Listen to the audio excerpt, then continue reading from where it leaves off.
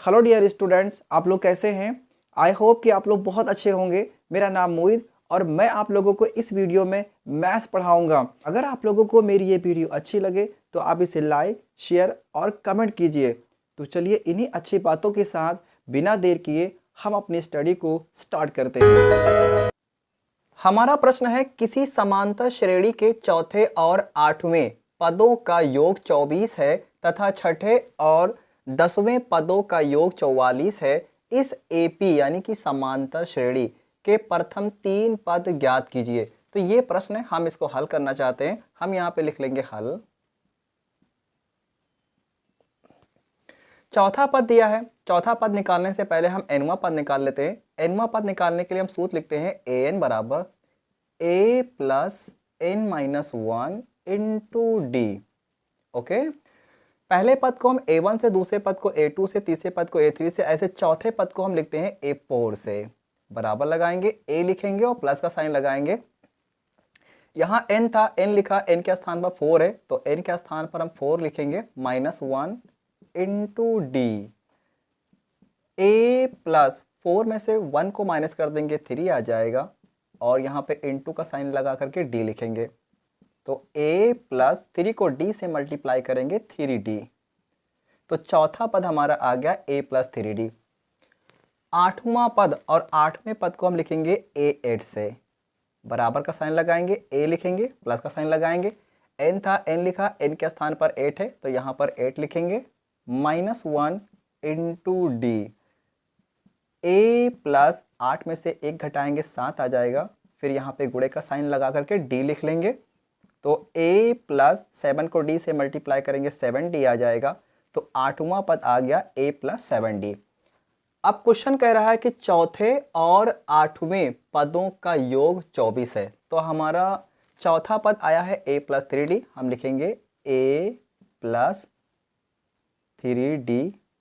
और आठवां पद हमारा आया है a plus 7d, a plus 7d। इन दोनों का योग, तो यहाँ पे प्लस का साइन लगा देंगे, फिर बराबर का साइन लगा करके हम लिखेंगे 24, क्योंकि हम चौथे और आठवें पद को जब जोड़ते हैं तो 24 आता है। तो यहाँ पे हम लिखेंगे 24।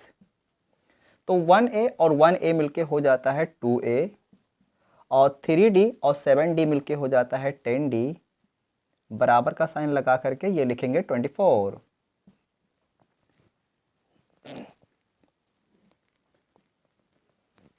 यहाँ से हम 2 कॉमन निकाल लेते हैं तो ये मिलेगा a, प्लस का साइन लगाएंगे, 2 पंजे 10 यानी कि 10 को 2 से भाग करेंगे तो 2 पंजे 10 यानी 5 आ जाएगा।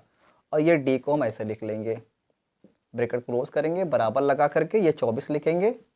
अब इसको हम काट देंगे, 2 1 कम 2, 2 1 कम 2, 2 दूनी 4। तो ये मिलेगा a plus 5d is equal to 12। ये बन जाएगा समीकरण नंबर 1 हमारा। छठा पद, तो छठे पद को हम लिखेंगे a6 से और a6 बराबर सूत्र लिखेंगे a plus 6 minus 1 into D.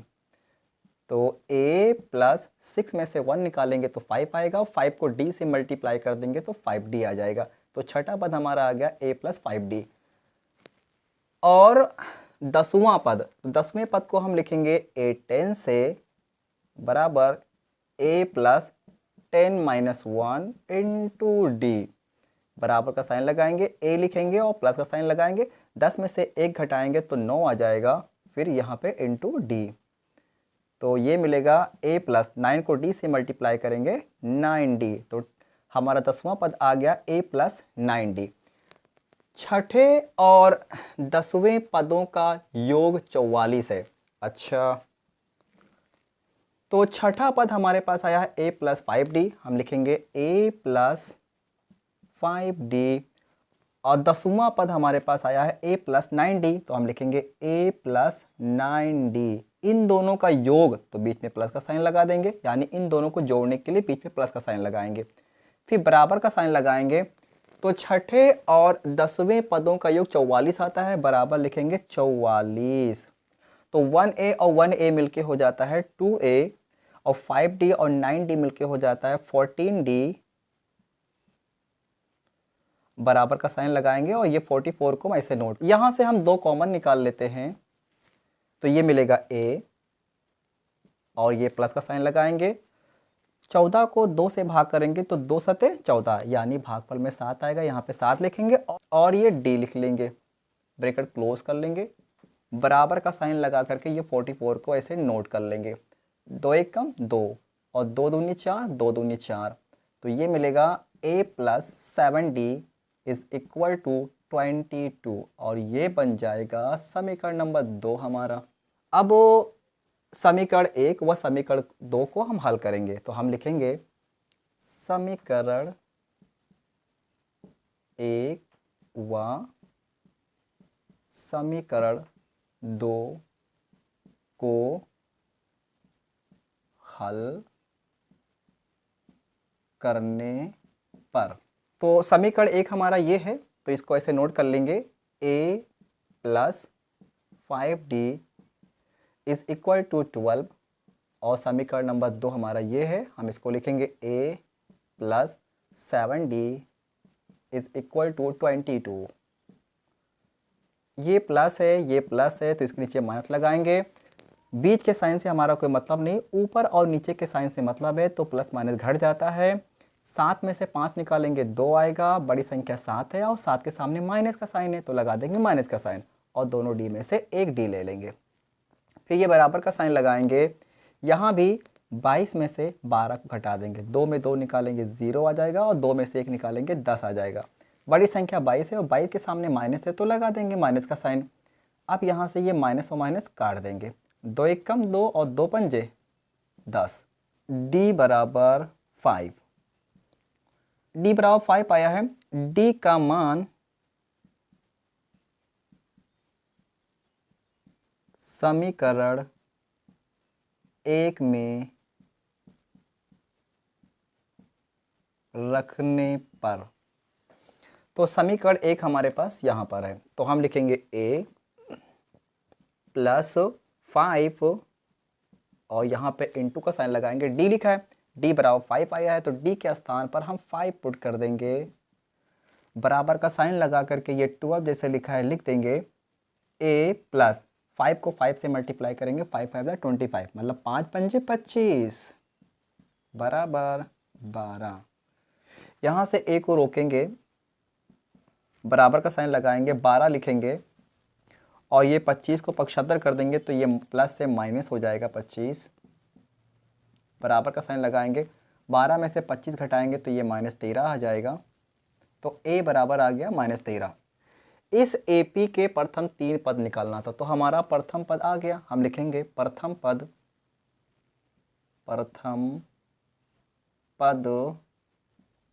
a बराबर -13। अब दूसरा पद निकालना चाहते हैं तो दूसरे पद को हम लिखेंगे a2 बराबर a प्लस d, ये हमारा सूत्र होता है। तो a बराबर आया है -13, तो a के स्थान पर हम रख देंगे -13 और ये प्लस का साइन लगाएंगे, और d बराबर आया 5 तो d के स्थान पर हम रख देंगे 5। अब ये माइनस और प्लस घट जाएगा, 13 में से 5 निकालेंगे 8 आ जाएगा। बड़ी संख्या 13 और 13 के सामने माइनस का साइन है तो हम लगा देंगे माइनस का साइन, तो दूसरा पद हमारा आ गया -8। अब हम निकाल देते हैं तीसरा पद, तो तीसरे पद को हम लिखेंगे a3 से और a3 बराबर फार्मूला हम लगाएंगे a2 प्लस d, तो ये बराबर का साइन लगा लेंगे और a2 बराबर आया है -8, तो a2 के स्थान पर हम रख देंगे -8 और ये प्लस का साइन लगाएंगे। d बराबर आया है 5, तो d के स्थान पर हम रख देंगे 5, तो ये माइनस और प्लस घट जाएगा, 8 में से 5 निकालेंगे 3 आएगा। बड़ी संख्या 8 है और 8 के सामने माइनस का साइन है तो लगा देंगे माइनस का साइन। इस AP के प्रथम 3 पद ज्ञात कीजिए, तो हमने प्रथम 3 पद ज्ञात कर लिए। हमारा पहला पद आ गया -13 और हमारा दूसरा पद a2 बराबर आ गया -8 और हमारा तीसरा पद a3 बराबर आ गया -3। तो इस तरह से ये प्रश्न हमारा सॉल्व हो गया।